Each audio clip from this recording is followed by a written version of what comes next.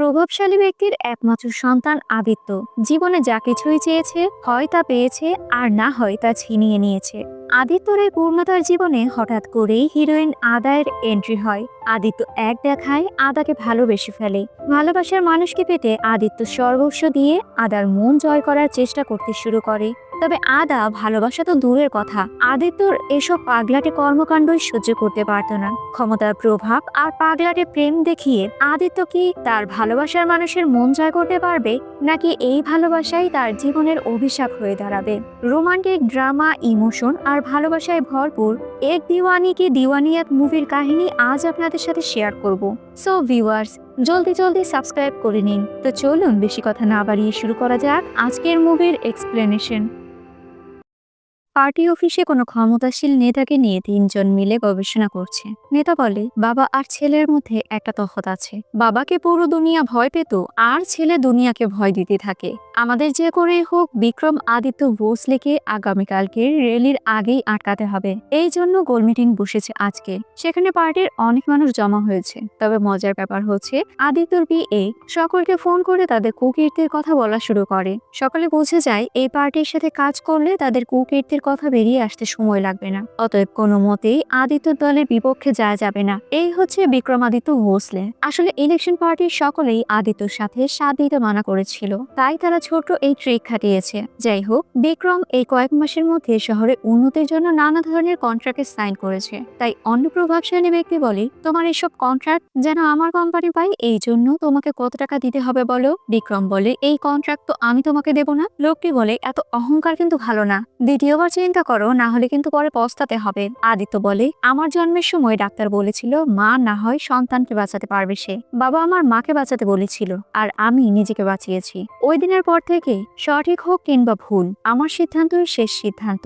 সেখানে ছোট্ট একটি বাচ্চার দায়িত্ব পালনের জন্য ঠিকঠাক ভাবে স্কুলে যেতে পারে না। বিষয়টা জানতে পেরে আদিত্য তার বিয়েকে বলে, কালকে সকাল থেকে ও স্কুলে যাবে, আর আজ থেকে তোমার সকল দায়িত্ব আমি নিচ্ছি। ছেলেটা মুচকি হাসি দেয়। কথা শেষ করে সেই ভাব নিয়ে আদিত্য সেই স্থান থেকে ফিরে আসে। অন্যদিকে আমরা সিনেমা থিয়েটারে একজন জনপ্রিয় নায়িকার মুভি রিলিজ হতে দেখতে পাই। সিনেমা থিয়েটার হাউসফুল হয়ে গিয়েছে। নায়িকার নাম হচ্ছে আদা। এত বড় সুপারস্টার হওয়ার সত্ত্বেও তার মধ্যে বিন্দু মাত্র অহংকার ছিল না। রাতের বেলা একদল সাংবাদিক আদিত্যকে জিজ্ঞেস করে, স্যার, বলা হচ্ছে সিএম শুধুমাত্র নামেই আছে, আসল ক্ষমতা আপনার এবং আপনার বাবার গণপত রাওয়ের হাতে। এটাও শোনা যাচ্ছে এবার যদি ইলেকশনে আপনার পার্টি জিতে যায় তাহলে আপনাকে সিএম বানানো হবে। এমন প্রশ্ন শুনে আদিত্য কোনো উত্তর না দিয়ে সে স্থান থেকে চলে যায়। ঠিক সেই মুহূর্তে এই এরিয়ার সুপারস্টার আদাও প্রবেশ করে। কিছুক্ষণের জন্য আদিত্য থমকে যায়। ঝুম বৃষ্টি পড়ছে। তার মনে যেন অন্যরকম এক অনুভূতি হয়। গাড়ি থেকে বেরিয়ে আসে আদা, যাকে অপলক দৃষ্টিতে আদিত্য দেখতেই থাকে।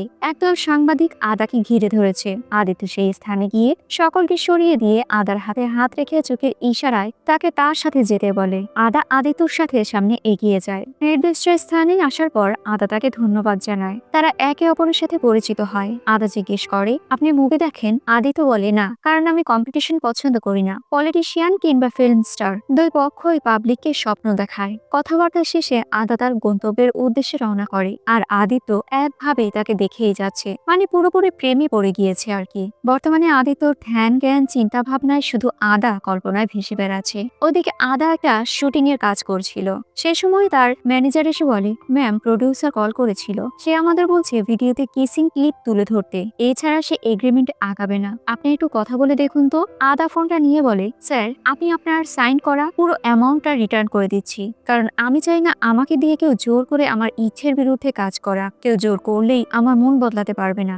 ধন্যবাদ বলে ফোনটা কেটে দেয়। এদিকে বিক্রমকে তার বাবা ইলেকশনের ব্যাপারে নানা রকমের নির্দেশনা দিচ্ছিল। তবে পেছনে টিভিতে আদার একটা ইন্টারভিউ হচ্ছিল। বাবার কথার দিকে খেয়াল না করে বিক্রম অর্থাৎ আদিত্য একভাবে টিভিতে আদাকে দেখতে থাকে। বাবা রেগে বলে ওঠে, তোমার কি হয়েছে? তোমার ধ্যান কোথায় রয়েছে? সামান বিষয়টা সামাল দেওয়ার জন্য বলে, বাবা, আদিত্য একটা লম্বা জার্নি করে এসেছে তো মনে হয় শরীরটা ওর দুর্বল, খাবার আগে খেয়ে নিও, বাবা বলে যে বাচ্চার জন্য জন্ম নিতে গিয়ে নিজের মাকে খেয়ে ফেলেছে, তার শুধুমাত্র শক্তি আর ক্ষমতার বাইরে ক্ষুধা থাকার দরকার নেই। কিছুক্ষণ পর আদিত্য আর সামান তাদের কাজের উদ্দেশ্যে বেরিয়ে পড়ে। মাঝপথে আদিত্য বলে, মনে আছে তুমি বলেছিলে দুনিয়াতে এমন কিছু নেই যা আমার ঘুম কেড়ে নিতে পারবে, কিন্তু আমার ঘুম তো কেড়ে নিয়েছে সামান। খোঁজ লাগাও, এই সপ্তাহে আদাজির কি প্ল্যান আছে। বাড়িতে দেখা যায় ম্যানেজার বলছে, ম্যাম বুঝতে পারছি না হুট করে আপনার পুরো শিডিউল কি করে খালি হয়ে গিয়েছে, তবে আজকে একটা ইনভিটেশন আছে। আপনাকে আর্মি ক্যাম্পে গিয়ে আর্মিদের এন্টারটেনমেন্ট করতে হবে, তাদের এনকারেজ করতে হবে, সোলজার্সদের সাথে থেকে তাদের ভরসা বাড়াতে হবে।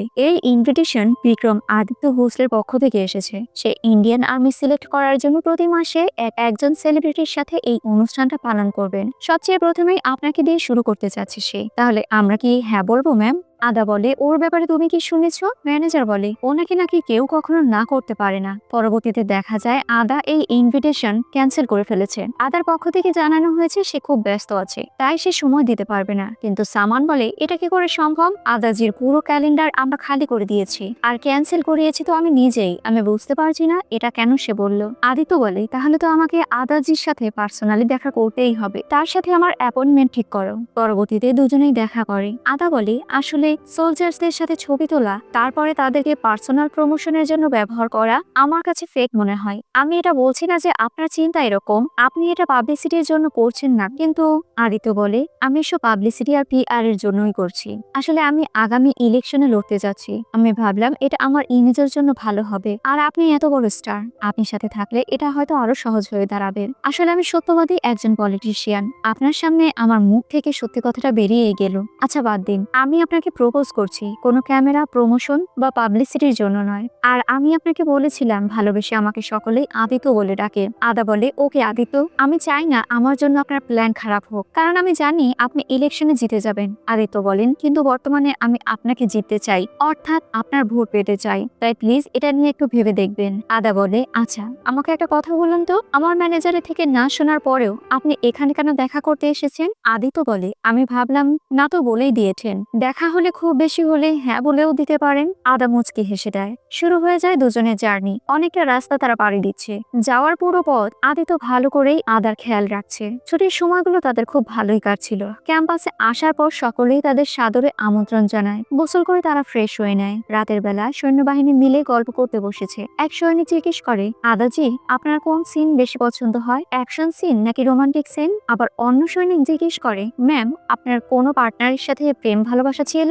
আদাজি বলে, না এরকম কখনোই হয়নি। আসলে আমি আমার পার্সোনাল আর প্রফেশন লাইফ আলাদা রাখতে পছন্দ করি। সকল সৈনিকরা বলে, বিক্রম স্যার এবং আদাজি ম্যাডাম আপনারা একে অপরের প্রফেশন অ্যাক্টিং আমাদের একটু করে দেখাবেন। সকলের অনুরোধে আদাজি বিক্রমের প্রফেশন অর্থাৎ পলিটিশিয়ানের অ্যাক্টিং করে। সকলেই ম্যাডামের লেকচার শুনে আনন্দিত হয়ে করতালি দেয়। এরপর সকলে ডিমান্ড করে যেন বিক্রম স্যার আদাজির কোনো রোমান্টিক সিন ক্রিয়েট করে দেখায়। হাঁটু গিরে আদিত্য আদাকে বলে, আমি ভালোবাসি তোমাকে আদা, এতটাই যে তোমাকে বলতেও ভয় লাগে। যদি তুমি আমার প্রেমের গভীরতা দেখে ভয় পেয়ে যাও, যখন থেকে তোমাকে দেখেছি আমার হৃদয় চাচ্ছে আমি শুধু তোমাকেই দেখে যাই। তোমার জন্য আমি দুনিয়া কেন, আমি নিজেকেই উল্টে দেব। তোমার জন্য আমার প্রেম আমার মৃত্যুর শেষ দিন পর্যন্ত থেকে যাবে। যদি আমার হৃদয়টা তুমি ভেঙে দাও, তাহলে সেই হৃদয়ের ভাঙা প্রতিটি টুকরো তোমার জন্য আবারও হাহাকার করবে। সকলে এরকম কথা শুনে করতালিতে মেতে ওঠে। আদা বলে, বাহ আপনি তো অনেক সুন্দর করে বিষয়টা বোঝালেন। আপনি কেন বললেন আপনি অ্যাক্টিং পারেন না? আপনার চোখ থেকে তো পানিও বেরিয়ে যাচ্ছে।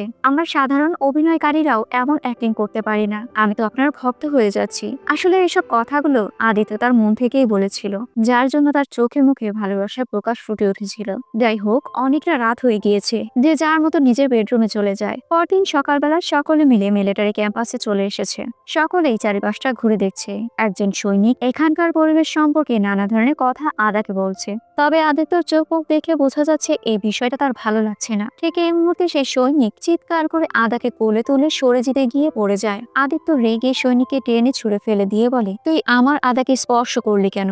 আদা অবাক হয়ে যায়। সৈনিক বলে, স্যার বিষাক্ত সাপ ছিল, আমি তাকে না সরালে সাপ তাকে ছোবল মারতো। আদিত্য বলে, সরি। আদার কাছে গিয়ে বলে, তুমি ঠিক আছো তো, ব্যথা পাওনি তো? আদা ওকে বলে সেই স্থান থেকে চলে যায়। হাউস রুমে গিয়ে ম্যানেজারকে ফোন করে বলে, যত দ্রুত সম্ভব মুম্বাইয়ের জন্য আমার টিকিটের ব্যবস্থা করো। সেই মুহূর্তে আদিত্য এসে বলে, আদা আমি আসলে দুঃখিত, আমি চাইনি এরকম এরকম পরিস্থিতিতে আমার মনের কথা তুমি জেনে ফেলো। আমি বুঝতে পারছি তোমার কিসের টেনশন। তুমি বিয়ের পরেও ছবিতে কাজ করতে পারবে। আমি ওইসব পুরুষদের মতো নই যারা এটা ভাবে যে বিয়ের পর মহিলাদের কাজ ছেড়ে দেওয়া উচিত। আদা বলে, বিক্রম, আমাকে বলার সুযোগ দাও। বিয়ে তো অনেক পরের ব্যাপার। আমি কখনো তোমার ব্যাপারে ওইভাবে চিন্তাই করিনি। তুমি একজন ভালো মানুষ, আমি তোমাকে সম্মান করি, কিন্তু আমি তোমাকে পছন্দ করি না। আদিত্য বলে, আমরা মুম্বাইতে গিয়েই আমাদের বিয়ের তারিখ ঠিক করে ফেলবো। আদা বলে, তুমি কি শুনতে পাওনি আমি কি বললাম? আদিত্য বলে, না, আমি তোমার কোনো কথা শুনতে পাইনি, কারণ ছোটবেলা থেকে আমি এটাই শিখে এসেছি, আমি যা সিদ্ধান্ত নেই ওইটাই শেষ সিদ্ধান্ত। আদা বলে, বিক্রম, তুমি পাগল হয়ে গিয়েছো।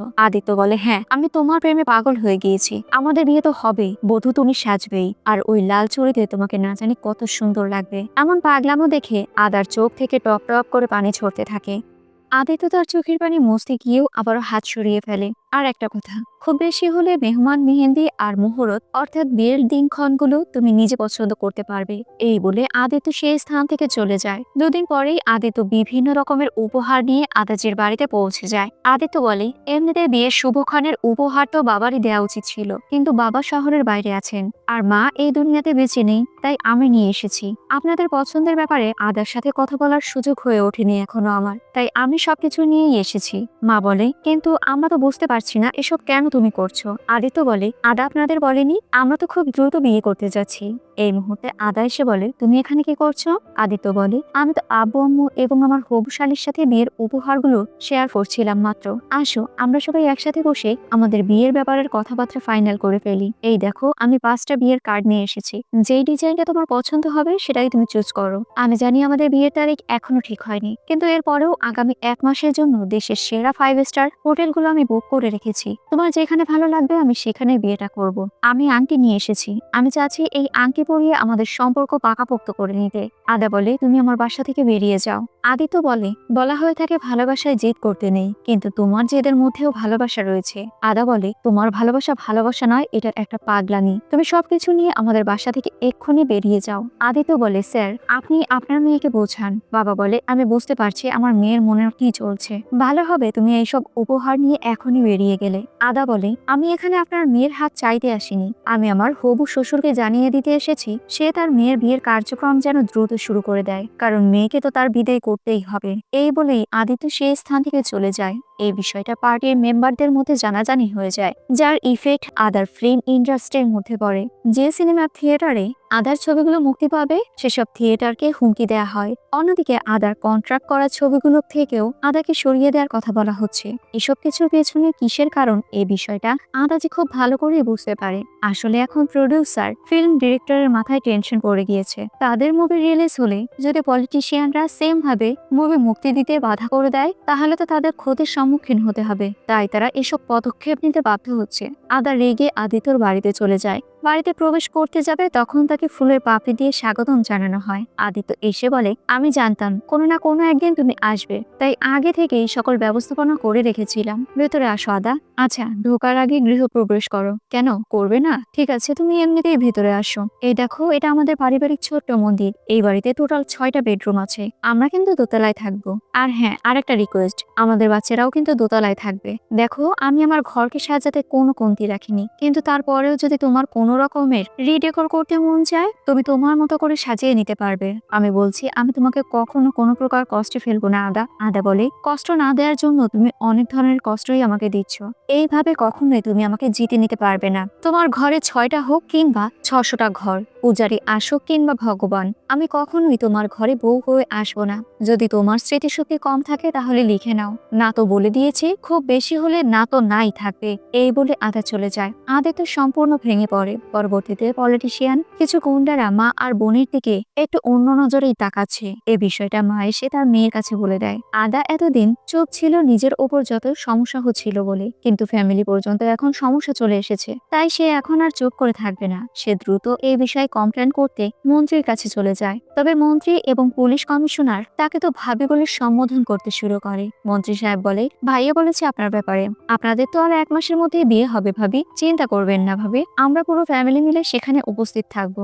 এমন পরিস্থিতি পরিবেশ দেখে আদা নিজেই যেন অবাক হয়ে যাচ্ছিল। কিছুক্ষণের মধ্যে আদিত্য চলে আসে। সকলেই তাদের কথা বলতে স্টেজ দিয়ে রুম থেকে বাইরে বেরিয়ে যায়। আদিত্য বলে, বুঝি না লোকেরা এই চেয়ারের এত ক্ষমতা কেন বলে। রাজা যখন সাধারণ একটি চেয়ারে বসে তখন কিন্তু সেই চেয়ারটি অসাধারণ হয়ে যায়। আর আমার চেয়ারের পাশে আমি তোমাকে বসাতে চাই। আমি চাই তুমি আমার রানী হবে। আদা বলে, তোমার সাহস কি করে হয়? তুমি গুন্ডা পাঠিয়ে আমার মা বোনকে হুমকি দাও। আদিত্য বলে, হুমকি দিচ্ছি না তো, আমার শত্রু অনেকেই আছে।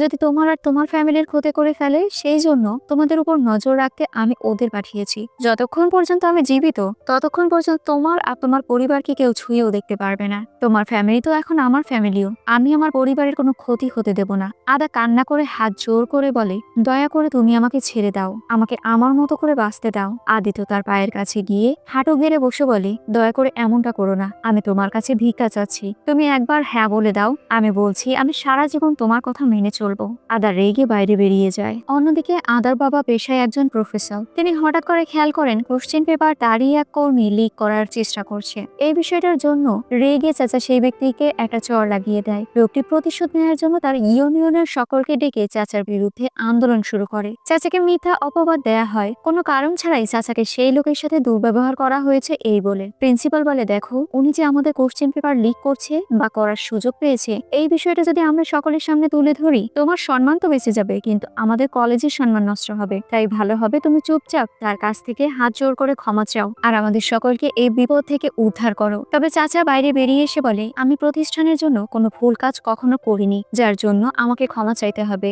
আর আজকে আমি ক্ষমা চাইলে আমার শিক্ষার্থীরা ভুল পথে পা বাড়াবে। এ কথা শুনে সেই লোকের প্ররোচনায় তার ইউনিয়ন কর্মীরা চাচার গায়ে হাত তুলতে থাকে। মুখে চুনকালি মাখিয়ে চাচা কলেজ থেকে বের করে দেয়া হয়। যদিও পরবর্তীতে এই খবর আদিত্যর কাছে পৌঁছে যায়, তাই সেই ব্যক্তিকে টেনে হিঁচড়ে চাচার পায়ের কাছে নিয়ে এসে ফেলে আর চাচা ক্ষমা চাইতে বাধ্য হয়। লোকটি অবশেষে চাচার কাছে ক্ষমা চায়। আদা এসে বলে, এই নাটকটা তুমিই সাজিয়েছো তাই না? আজ যা ঘটেছে তার পেছনে তোমার হাত রয়েছে। আদিত্য বলে, আমার ভালোবাসার কসম, আমি এটা করাইনি। এই বলেই সে চলে যায়। মেয়ে তার বাবার কাছে এসে বসে। বাবা বলে, এর থেকে তো ভালো ছিল তুই ওই ছেলেকে বিয়ে করে নিতি, কমসে কম আমাদের জীবন তো বেঁচে যেত। এই বলেই বাবা চলে যায়। মেয়ে রাগ করে বাড়ির বাইরে রয়েছে। ছোট বোন ফোন করে বলে, দিদি তোকে তো কেউ দোষারোপ করছে না, বাবার কথায় তুই অমন কিছু মনে করিস না। মেয়ে বলে, তাহলে কি মনে করব বলতো? আমি কি করব বল? আমি মরবও না আর ওকে বিয়েও করব না। পরদিন সকালে বিশাল বড় সভার আয়োজন করা হয়েছে। আদিত্য মঞ্চে উঠে ভাষণ দিচ্ছে।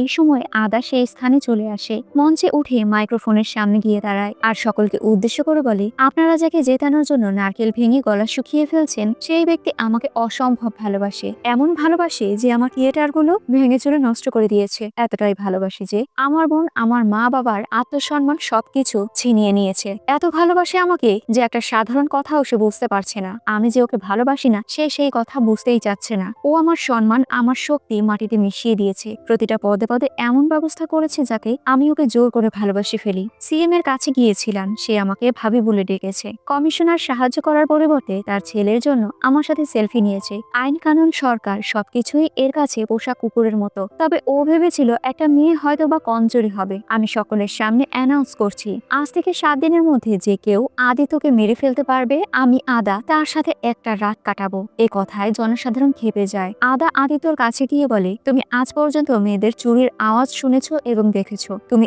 এখন মেয়েদের শক্তি দেখবে। তোমার ভালোবাসা ভালোবাসা নয়, যা তুমি পার করছো তা সব সীমানার বাইরে। জ্বলে যাব কিংবা মাটির সাথে মিশে যাব, তবে কসম করে বলছি আমি তোমার প্রেমে কখনোই পড়বো না। আমার হৃদয়ে তোমার জন্য ভালোবাসা নয়, শুধু ঘৃণা রয়েছে। এই বলে আদা সেই স্থান থেকে চলে যায়। সেম পরিবর্তন হয় সিএম এর রুমে, যেখানে আদা বসে রয়েছে। সেই স্থানে আদিত্য এসে বলে, পুরো দুনিয়ার সামনে নিজের ইজ্জত লুটিয়ে দিলে। আদা বলে, তোমার অহংকার অনেক তাই না? বলেছিলে তো আকাশে যত না তারা আছে তার থেকেও বেশি এই জমিনে আমার ফ্যান্সটা রয়েছে। তোমার জয় জয়কার তো একটা স্টেটের মধ্যে সীমাবদ্ধ, আর আমার জয় জয়কার পুরো দেশের মধ্যে। মৃত্যু কোথা থেকে আসবে বুঝতেই পারবে না। আর এই যে তোমার বডিগার্ড আছে না, বলা তো যায় না, ঘরে গিয়ে বিছানায় বিবির সাথে থাকা অবস্থায় আমার কথাই স্মরণ করবে। এত জঘন্য কথা আদিত্য যেন নিজের কানে শুনতে পারছিল না। আদিত্য বলে, তুমি একটা অচেনা পুরুষের সাথে একটা রাত কাটাতে রাজি আছো, কিন্তু আমার সাথে জীবনটা কাটাতে পারবে না। আদা বলে, পারবো না, কারণ এটা আমার ইচ্ছে, সঠিক হোক কিংবা ভুল আমার ইচ্ছে তো আমার ইচ্ছেই। আদিত্য বলে, আদা একটু চিন্তা করো, আমাকে মারার পর ওই লোকটা তো আটক হয়ে যাবে, আর না হয় তুমিও তো আটক হতে পারো। আদা বলে, একেবারেই ঠিক বলেছ, তবে এই মুহূর্তে আমার পাগল প্রেমিকগুলো এইসব লজিক্যাল কথা চিন্তা করছে না। ধর্মীয় অনুষ্ঠানের দিন রাবণ জ্বলে না জ্বলে তুমি অবশ্যই জ্বলবে, এই বলে আদা চলে যায়। পরবর্তীতে দেখা যায় আদিত্য পুরো সিনেমা থিয়েটার বুক করে আদার সিনেমার দেখছে। তার অবস্থা করুণ দেখে সামান তাকে থিয়েটারের বাইরে নিতে শুরু করে। এই মুহূর্তে আদাকে নিয়ে একজন বডিগার্ড কুরুচিপূর্ণ কথা বলতে শুরু করে, যা শুনেই আদিত্য সেই বডিগার্ডকে মারতে শুরু করে। সামান তাকে সামলাতে গেলে তাকেও ধাক্কা দিয়ে ফেলে দেয়। পরক্ষণেই আদিত্য তার করা ভুলের জন্য সামনের কাছে বারবার ক্ষমা চাইতে থাকে। দুজনেই বেরিয়ে পড়ে। রাস্তায় বিলবোর্ডের পাশে দাঁড়িয়ে আদিত্য বলে, আমার নসিবে শুধুমাত্র ওর ছবিই রয়েছে। তোমার আমার প্রেমের কাহিনী দুঃখের বিষয় কি জানো? তুমি আমার এত কাছে, তারপরেও আমি তোমার থেকে অনেক দূরে। আমি যত কিছুই করি না কেন তুমি আমার কাছাকাছি আসবে না। তুমি যত যাই কিছু করো আমি কখনোই তোমাকে ঘৃণা করতে পারবো না। আমি তো আমার থেকে তোমাকে দূরে রাখতে পারবো না। এই বলেই ছেলে মানুষের মতো সামানকে জড়িয়ে ধরে কান্না করতে শুরু করে। পরদিন সকালে গান্ধী জয়ন্তী অনুষ্ঠানে তারা উপস্থিত হয়েছে। যদিও তাদের প্রাণের সংশয় ছিল, তবে এর পরেও আদিত্য সেই অনুষ্ঠানে উপস্থিত হয়, ভাষণ দেয়। এরপরে ভাস্কর্য উদ্বোধন করতে গেলে জনসাধারণের মধ্যে থেকে আদিত্যকে গুলি করা হয়। ড্রেসিং করানোর পর বাড়ি ফিরলে আদাকে দেখতে পাওয়া যায় তাদের বাড়িতেই, যার সামনে মৃত মানুষের সমস্ত কার্যক্রমের জিনিসপত্র রাখা ছিল। আদা বলে, তুমি আমার বাড়িতে বিয়ের 5টা ডিজাইনের কার্ড নিয়ে গিয়েছিলে, আজ আমি 5টা ফটো নিয়ে এসেছি। দেয়ালে তোমার মৃত্যুর জন্য কোনটা টানাবো, দেখো তো কোনটা তোমার পছন্দ হয়। অর্গান ডোনেশন ফ্রম চোখ, হৃদয়, যা ইচ্ছে ডোনেট করতে পারো, কিন্তু তোমার হৃদয় যার কাছে যাবে সে বেচারি তো খুব বিপদে পড়বে। যদিও আমি ভাবছি কমসে কম মৃত্যুর পরে তো তুমি কারো না কারো সাহায্যে আসতে পারবে। এই মুহূর্তে দুজন বয়স্ক অভিভাবক সেখানে চলে আসে। আদিত্য বলে, আপনার ছেলের সকল দায়িত্ব এখন থেকে আমি নেব। এই বলে চাচার কাছ থেকে আশীর্বাদ নেয়। আদা কিছু বুঝে উঠতে পারে না। মুরব্বীরা চলে যায়। সামান বলে, আজকের অনুষ্ঠানের মধ্যে যে ছেলেটা আদিত্যকে অ্যাটাক করেছিল তার বাবা মা এরা। আপনার জন্য মারার লোক আছে অনেক, তবে আদিত্যর জন্য মার খাওয়ার লোকও অনেক রয়েছে। আজকের অনুষ্ঠানে যা হয়েছিল সব প্রি প্ল্যান ছিল, যাতে করে আপনার ওসব পাগল প্রেমিকরা বুঝতে পারে আপনার কথা শুনে আদিত্যকে মারতে গেলে আপনাকে তো পাবেই না, বরং তাদের জেলের ঘানি টানতে হবে। আদিত্য বলে, দেখো, আমার ভালোবাসার জন্য এই পুরো স্টেট উৎসব পালন করবে। আমার ভালোবাসায় চারিদিকে সবার মুখে রটিয়ে যাবে। পুরো দেশের সকলেই আমাদের বিয়েতে উপস্থিত হতে যাবে, ক্ষমতার জন্য নয় বরং ভালোবাসার জন্য। তোমার ভালোবাসায় যখন আমি মারা যাব তখন ঠিক এভাবেই থাকবে, কারণ তোমার চোখের পানি আমি সহ্য করতে পারবো না। আদা চুপচাপ সেই স্থান থেকে চলে যায়। পরদিন আদিত্যর এমন ভালোবাসা নিয়ে একটা টক শো অনুষ্ঠিত হয়। উপস্থাপক বলে, ভালোবাসা আর জোর জবরদস্তি আলাদা হয়। আদিত্য বলে, আমি ওকে ভালোবেসেছি, আমি তো ওর হাত ধরিনি, ভুলভাবে স্পর্শও করিনি, ওর সাথে কোনো রকম অসভ্যতা করিনি। শুধু আমি এটা মানতে পারছি না আদা আমাকে ভালোবাসে না। আমি আদার জন্য মরতেও রাজি আছি। কাল থেকে আগামী বিজয় দশমী পর্যন্ত শত কাপলদের বিবাহ করাবো আমার নিজ খরচে, তবে একটা মণ্ডপ আমি আর আমার আদার জন্য খালি রাখবো, এই আশায় যে কাপলদের দোয়া যদি আমাদের লেগে যায় আর আদার ঘৃণা যদি আমার জন্য ভালোবাসায় পরিণত হয়। দেশের প্রতিটা রাজ্যে ভালোবাসার এমন প্রচার ছড়িয়ে গিয়েছে, এমন পাগল প্রেমিকই তো সবাই চাইছে। রাতের বেলা বাবা ফিরে এসেছে, এসেই ছেলেকে কষিয়ে একটা চর দিয়ে বলে, 2 টাকার হিরোইনের জন্য আমার সম্মান তুমি মাটিতে মিশিয়ে দিয়েছো। তুমি বুঝতেই পারলে না আমাদের অপোজিশন পার্টি এই বিষয়টার সুযোগ নিতে চেষ্টা করবে। তুমি একটা জোকার হয়ে গিয়েছো সবার কাছে। আদিত্য বলে, বাবা, আমি আদা আর জনতার মন জিতে ছাড়বো, আমি সবকিছু সামনে নেব, শুধুমাত্র একটা কথা, এর পরের বার নিজের ঘরের ছেলের হবু বউকে 2 টাকার নায়িকা বলার আগে 1000 বার ভেবে কথা বলবে। আপনি কি ভুলে গিয়েছেন ছোটবেলায় যখন আমার বন্ধুর খেলনা নিতে চেয়েছিলাম সে আমাকে দেয়নি, তাই আমি অনেক কান্না করেছিলাম। পরে আপনি কি করেছিলেন? আপনি নিজের সাথে থেকে সেই পুতুলটিকে জ্বালিয়ে দিতে বলেছিলেন। আপনি বলেছিলেন শুধুমাত্র এই খেলনাটি না, বরং এই খেলনাটি পাওয়া যায় যেই দোকানে সেই দোকানটা পর্যন্ত আপনি জ্বালিয়ে দিয়েছিলেন। আপনি বলেছিলেন যে জিনিস আমার ছেলের চাই, হয় সেটা আমার ছেলের পাওয়ার দরকার, আর না হলে সেটা জ্বলে যাওয়া দরকার। আদিত্য বলে, ছোটবেলা থেকে আপনি শিখিয়েছিলেন যেটা আমি হাসিল করতে পারবো না ওটা আমি জ্বালিয়ে দেব, তবে এবার হয় আমি হাসিল করব, না হলে নিজেকেই জ্বালিয়ে দেব। পরদিন বিয়ের অনুষ্ঠান শুরু হয়েছে। আদা এসে বলে, আমি ভেবেছিলাম ফিল্ম ইন্ডাস্ট্রির অভিনেতাদের থেকে আর কেউ ভালো অভিনয় করতে পারে না, তবে তোমার যে অবস্থা তাতে বুঝলাম পলিটিশিয়ানরা তো আরো ভালো অ্যাক্টিং করতে পারে। আজকে আমি এখান থেকে দেবী মাতার কাছে গিয়ে প্রার্থনা করব, আমার জীবনে তোমার মতো রাবণকে যেন সে জ্বালিয়ে দেয়। আদিত্য বলে, ঠিক আছে, তাহলে দেবী মাতার মন্দিরে আমিও তোমার সাথে খালি পায়ে হাঁটবো, যাতে জীবনের খানিকটা সময় তোমার সাথে চলতে পারি। দুজনেই দেবী মাতার উদ্দেশ্যে বেরিয়ে পড়ে। আমাদের হিরোর কি চাহনি, সে যেন প্রতি প্রতিটা পায়ে পায়ে তার ভালোবাসার মানুষকেই দেখে যাচ্ছে। এতটা বাধা বিপত্তির পরেও নিজে শেষ হলেও তার একটু আঁচড়ও সে কোনোভাবে আদার উপর পড়তে দেবে না। নিজে আঘাতপ্রাপ্ত হয়েও আদাকে সর্বস্বভাবে চেষ্টা করছে সেফ রাখার জন্য। রক্তাক্ত পায়ে আদিত্য মন্দিরে প্রবেশ করে। আদিত্য দেবীর কাছে প্রার্থনা করে, মা আপনি এখনো ওকে বোঝান, দেরি হয়নি, আপনাকে সাক্ষী রেখে আমরা একে অপরকে বিয়ে করব। আদা বলে, দেবী মা ওকে আমার রাস্তা থেকে সরিয়ে দিন। মুভি শেষ হয়ে গেলেও মনে হয় না আজকের নায়িকার মন গলবে। আদা বাড়িতে ফিরে আসে। অপোজিশন পার্টির লিডার গোবিন্দ আর বিশিষ্ট ব্যবসায়ী রেহেজা তাদের বাড়িতে এসেছে।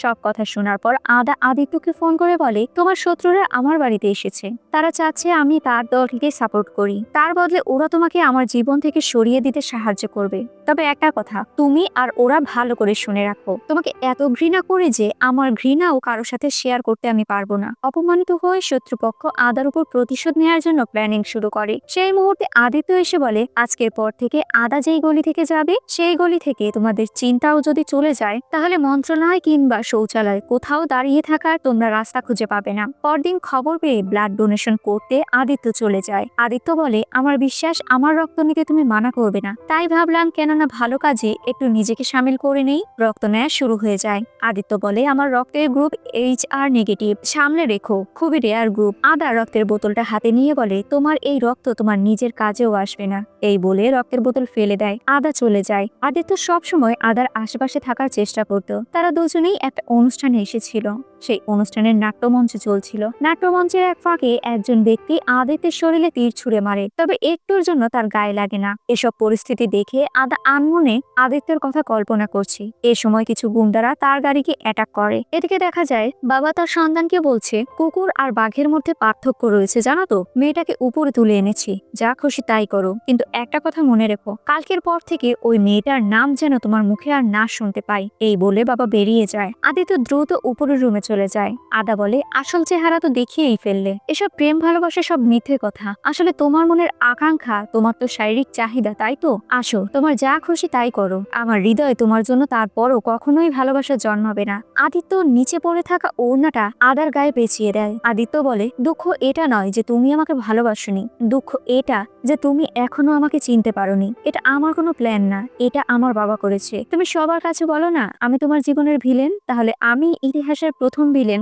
যে তোমাকে শ্মশান মনে তোমার বাড়িতে পৌঁছে দিয়ে আসবে। নিজ দায়িত্বে আদাকে বাড়িতে পৌঁছে দেয়। পরদিন সকালে আদিত্য বলে, আজকের দিনই শেষ, ও আজকে না মানলে আর কখনোই মানবে না। মাকে আমি মেরে ফেলেছি, আসলে আমার কপালে কারো ভালোবাসা নেই। সামান বলে, বাবা আমাকে রাস্তা থেকে কুড়িয়ে এনেছিল, তাই তার উপর আমি অনেক কৃতজ্ঞ, তবে এখন আর চুপ থাকতে পারছি না। বাবা ওরকম বুঝিয়েছিল যাতে করে আপনাকে তার হাতের পুতুল করে রাখতে পারে। সত্যি কথা বলতে আপনি আপনার মাকে মারেননি। পরবর্তীতে আদিত্য আদার বাড়ির সামনে গিয়ে দাঁড়িয়ে চিৎকার করে বলতে শুরু করে। যদিও এই কথাগুলো টিভিতে রেকর্ড হচ্ছিল, লাইভ শোতে দেখাচ্ছিল। আদিত্য বলে, আমি দুঃখিত, তুমি যে আমাকে ভালোবাসো না তা আমি বুঝতেই পারিনি। আমি দুঃখিত, আমার জন্য তোমার পরিবারের অনেক কষ্ট পোহাতে হয়েছে। আমি দুঃখিত, আমি তোমার জীবনের ভিলেন হয়ে গিয়েছি। কি করব বলো, ছোটবেলা থেকে মায়ের মমতা পাইনি, বাবার আশকারা পেয়ে বড় হয়েছি। আমি যা চেয়েছি সব ছিনিয়ে নিয়েছি। আমার বাবা বলেছিল আমি নাকি আমার মাকে মেরেছি, কিন্তু সত্যি কথা হলো আমার মা নিজে মরে গিয়ে আমাকে বাঁচিয়ে দিয়েছে। আজ থেকে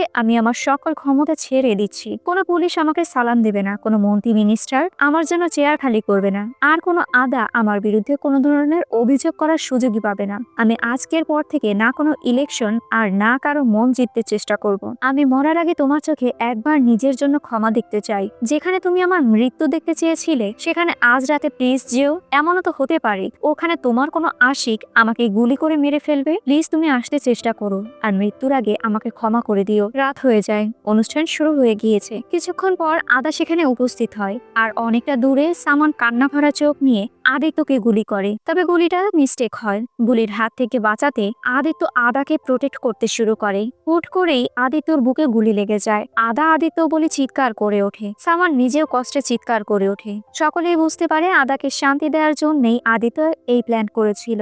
আদিত্য নিচে পড়ে যায়। আদা তাকে কোলে তুলে নেয়। শেষবারের মতো আদিত্য তার ভালোবাসার মানুষকে স্পর্শ করে। আদিত্য বলে, তোমার জীবনের রাবণ জ্বলে পুড়ে শেষ হয়ে যাচ্ছে। এই জীবনে তোমাকে আমি পেলাম না, তবে পরের জন্মে আমি আবার আবারও ফিরে আসব, আর আমি তোমাকে আবারও আমার জীবন সঙ্গী হবে কিনা জিজ্ঞেস করব। যদি তুমি সেই জীবনেও না করে দাও, আমি আবারও তোমার জীবন থেকে চলে যাব। কোনো না কোনো জন্মে হয়তো তুমি আমাকে মাফ করবে। আদা কান্না করতে করতে বলে, আমি তোমাকে মাফ করে দিয়েছি। তবে ঠিক সেই মুহূর্তে আদিত্য জীবনের শেষ নিঃশ্বাস ত্যাগ করে। চারিদিকে কান্নার রোল পড়ে গিয়েছে।